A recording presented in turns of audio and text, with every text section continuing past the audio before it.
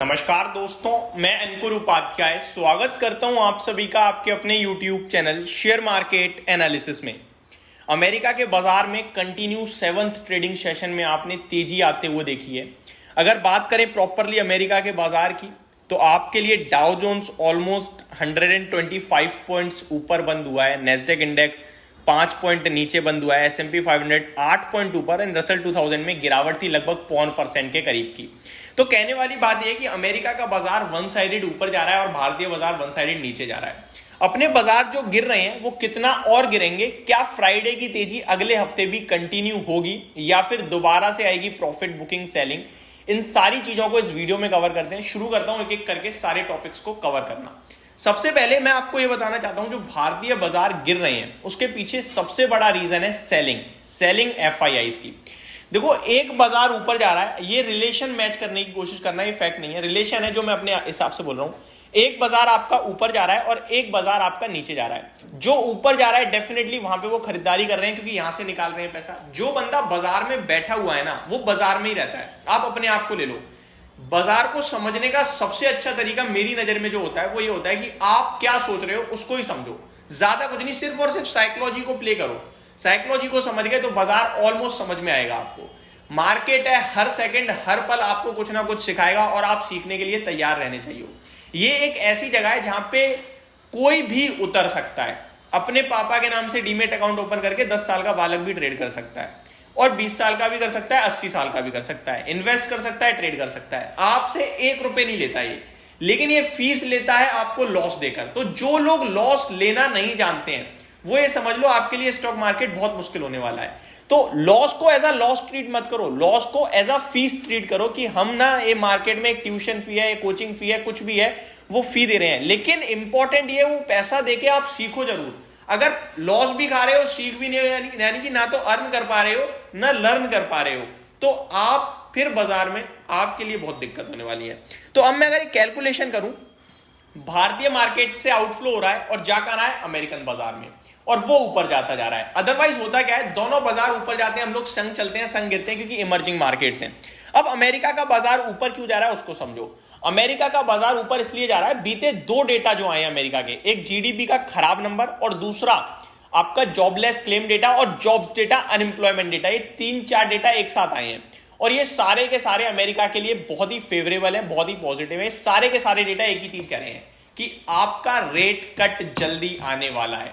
जो rate cut बाजार उम्मीद लगा रहा था कि अब होगा नहीं होगा, जेरोम पोवेल साहब ने इतनी प्रॉब्लम खड़ी कर दी थी कि समझ में ही नहीं आता था। इनफैक्ट एक बार तो उन्होंने ये कह दिया कि रेट कट छोड़ो, रेट हाइक कर सकते हैं। तो बाजार ने कहा भाई क्या बोल रहे हो आप, तो बाजार बहुत बुरी तरीके से टूटा। लेकिन अभी डेटा क्लियरली कहने लगा है कि पहला रेट कट सितंबर में आ जाएगा।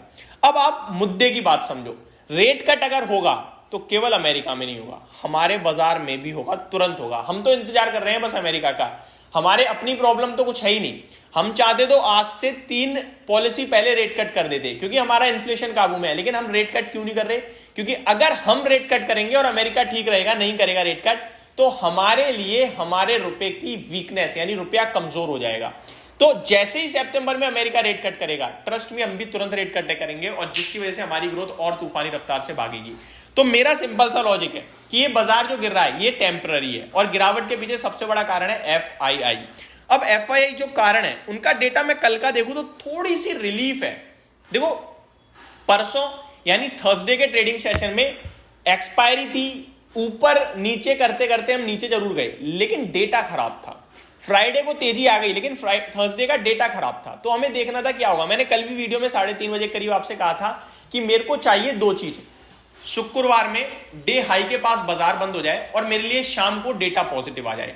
डे हाई पे बंद नहीं हुआ लेकिन बीच में बंद हुआ, 22,000 के ऊपर बंद हुआ, तो स्लाइटली मैं पॉजिटिव हो गया। और डेटा भी मेरे पास ना 2 डेटा होते हैं, एक FNO का एक कैश का। तो FNO का तो पॉजिटिव हो गया यानी ट्रेडिंग पर्पज से मंडे के लिए पॉजिटिव व्यू हो गया है, लेकिन इन्वेस्टमेंट पर्पज से अभी भी हल्का नेगेटिव है।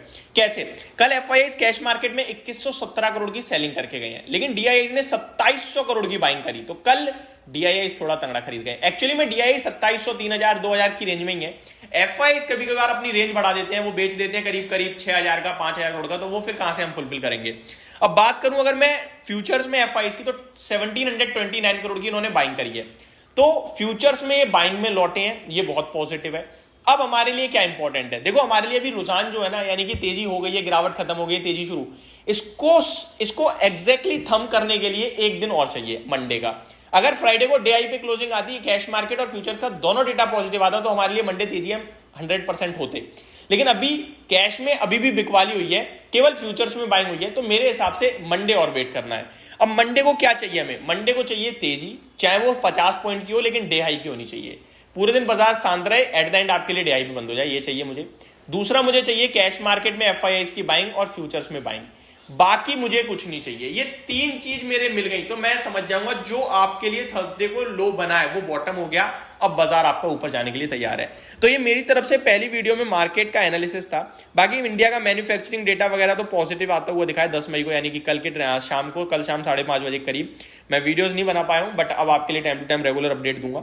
और स्टॉक स्पेसिफिक भी काफी कुछ एक्शन होना है मंडे को, और काफी कुछ वीकेंड पे होता भी है, तो वो सारी चीजें डिस्कस करेंगे। और इस गिरावट में कौन से स्टॉक्स अपॉर्चुनिटी क्रिएट कर रहे हैं खरीदारी की, उनको समझेंगे। तो अभी के लिए तो सिर्फ इतना ही, बने रहिएगा चैनल के साथ। Thank you so much for watching this video, have a great day guys.